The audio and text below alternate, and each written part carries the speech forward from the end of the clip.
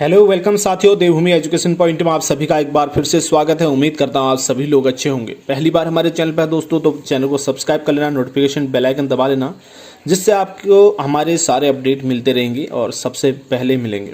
तो साथियों, उत्तराखंड प्राथमिक शिक्षक भर्ती से जुड़े हुए जितने भी डाउट आपके पास हैं, उन सभी डाउट्स को हम यहाँ पर दूर करने वाले हैं। कैसे? यहाँ पर मैंने आपके लिए कुछ क्वेश्चन लिखे हैं, ठीक है। इन क्वेश्चनों के बार बार हमारे पास आपके मैसेज आते हैं, इसीलिए मैंने सोचा कि एक वीडियो में इन सारे डाउट्स पर बात की जाए। उत्तराखंड प्राथमिक शिक्षक भर्ती से जुड़ा हुआ मैंने एक कल वीडियो बनाया था, जिसमें मैंने आपको बताया था कि उत्तराखंड में मार्च में रिटायर होने वाले टीचर्स के पदों को अब खाली माना जाएगा और उसके बदले जो अभी इसमें वर्तमान भर्ती है उसमें जो बच्चे हैं उनको लिया जाएगा। तो फिर उसके बाद बहुत सारे डाउट्स आने लगे मुझे इसके रिगार्डिंग, तो मतलब ये सारी चीज़ें मुझे लगा कि एक वीडियो में आप लोगों के लिए बता दूं।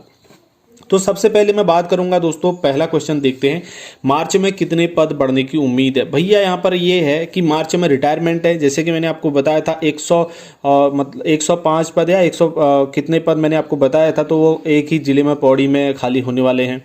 तो इसी तरीके से आप मान लीजिए 100 पद भी मानते हैं, उसमें तो 150 था शायद, तो अगर 100 भी मानते हैं तो 1200-1300 होता है। तो अगर इससे कहीं किसी में कम भी होगा तो आप मान लीजिए 700 से लेकर के 700 से ऊपर को, मतलब आप 1000 से प्लस भी कर सकते हैं इसको। तो 700 हम मिनिमम लेते हैं, तो 700 से ज़्यादा पद यहाँ पर बढ़ने की उम्मीद होगी, क्योंकि जितने रिटायर होंगे उनके पदों को खाली माना जाएगा, ठीक है। अब फिर इसमें प्रश्न उठता है कि क्या फिर से फॉर्म भरे जाएंगे। तो भाई ऐसा नहीं है, दोबारा से फॉर्म भरे नहीं जाएंगे, जैसे कि अभी तक इन्फॉर्मेशन आ रही है, और 100% हम इसको नहीं कह सकते हैं, लेकिन जहां तक अभी तक जो इन्फॉर्मेशन आ रही है दोस्तों, उसके अकॉर्डिंग अगर मैं आपको बताऊं तो दोबारा से फॉर्म नहीं भरे जाएंगे। जो पुराने फॉर्म भरे गए हैं उसी के आधार पर होगा, क्योंकि जो पहले फॉर्म भरे गए थे उसमें कई लोग मेरिट में नहीं आए और उनका क्या हुआ, वो बाहर हो गए, या फिर थोड़े से मतलब कमी रह गई और वो लोग वेटिंग लिस्ट में उनका नाम है, तो उन वेटिंग लिस्ट के जरिए ही इनको लिया जाएगा। तो दोबारा से फॉर्म भरे नहीं जाएंगे, ऐसा अभी तक इन्फॉर्मेशन आ रही है।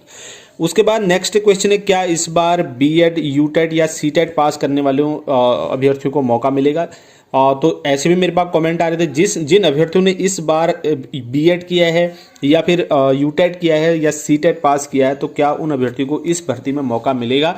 तो इसका जवाब अभी तक की इन्फॉर्मेशन के आधार पर आपको बता रहा हूं, अब इसका जवाब है नहीं दोस्तों। तो इस भर्ती में उन लोगों को मौका नहीं मिलेगा, क्योंकि जब फॉर्म ही दोबारा से नहीं भरे जाएंगे तो फिर कैसे मौका मिलेगा। तो उसी में से जितने लोगों के फॉर्म भरे गए हैं उन्हीं में से उन्हीं लोगों में से सिलेक्शन होंगे, जो वेटिंग में हैं उन लोगों के नंबर आएंगे। ये चीज़ मैंने आपको अपने कमेंट्स में भी बता दी थी, कल के वीडियो में भी थोड़ा बहुत बताया था।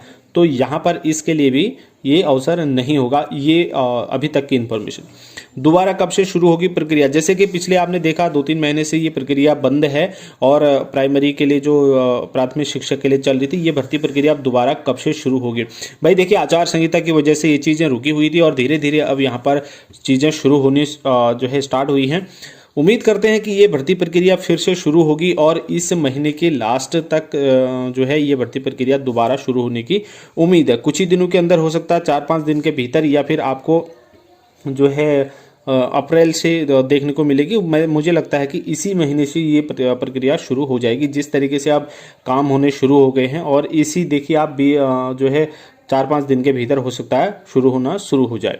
अब उसके बाद अगला प्रश्न आपका आ रहा था, इसमें जॉब के लिए कौन सी परीक्षा देनी होती है। कई लोग मुझे मैसेज करते हैं, भाई इसमें अगर प्राइमरी में आप जॉब करना चाहते हैं तो कौन सी परीक्षा देनी होती है। भाई फिलहाल इसमें कोई भी एंट्रेंस वाला जो फॉर्मेट है वो नहीं रखा गया है, और इसके लिए बार बार अभ्यर्थियों की तरफ से बोला भी गया कि इसमें भी एंट्रेंस कराया जाए।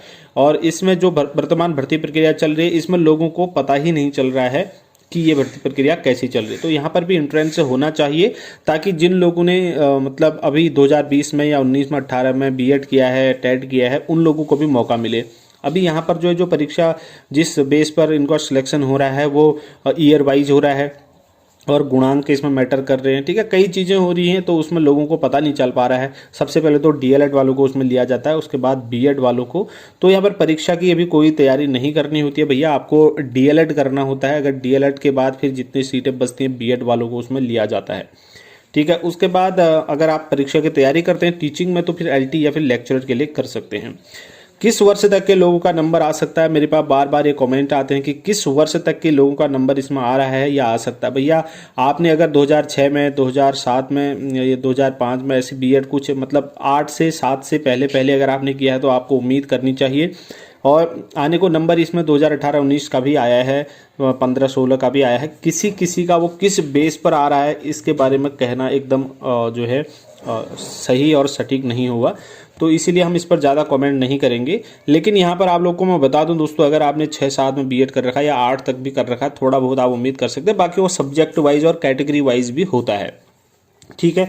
चलिए, उसके बाद किस आधार पर लिया जा रहा है भर्ती में, ये मैंने आपको पहले ही बता दिया। भाई किस आधार पर जो है इस भर्ती में लिया जा रहा है लोगों को, इसका जवाब तो मैंने आपको बता ही दिया है कि भाई सबसे पहली बात तो बीएड डीएलएड वालों को लेंगे, उसके बाद बीएड जितनी सीटें होंगी बीएड वालों को लिया जाएगा, और उसमें भी देखा जाएगा ईयर वाइज। उसके बाद कई चीज़ें मैटर करती है, गुणांक, सीटेट, यूटेट की मार्क्स वगैरह सारी चीज़ें देख करके सबसे पहले ईयर वाइज ही होगा, ठीक है। तो जिसने पहले बीएड किया होगा और उनके गुणांक और के आधार पर फिर मेरिट, मान लीजिए 7 में अगर 10 लोगों ने किया, हमको 2 ही लोग चाहिए, तो वही फिर गुणांक बनेगा, जो जिसके गुणांक ज़्यादा आएंगे उसको लिया जाएगा। तो ये कुछ चीज़ें थी जो कॉमन सी चीज़ें थी दोस्तों, ठीक है, जो आप लोगों के कमेंट आ रहे थे उसके आधार पर मैंने इसमें आपको बताने की कोशिश की है। उम्मीद करता हूँ आप लोगों के डाउट दूर हुए होंगे, और उम्मीद ये भी करते हैं कि जल्दी से जल्दी अब ये प्रक्रिया दोबारा से शुरू हो। आप लोग क्या चाहते हैं इस भर्ती प्रक्रिया में, क्या आपकी डाउट्स हैं और आप क्या इसमें चेंजेस चाहते हैं, ज़रूर लिख कर भेजें। आपकी राय भी हमें पता होनी चाहिए। तो आप आपस में जो है सारी चीज़ें शेयर करेंगे तो एक सही नतीजे पर और एक अच्छी चीज़ें एक दूसरे को दे पाएंगे। इस वीडियो में इतना ही है, अगले वीडियो में मिलेंगे दोस्तों, तब तक के लिए ढेर सारी शुभकामनाएं। धन्यवाद।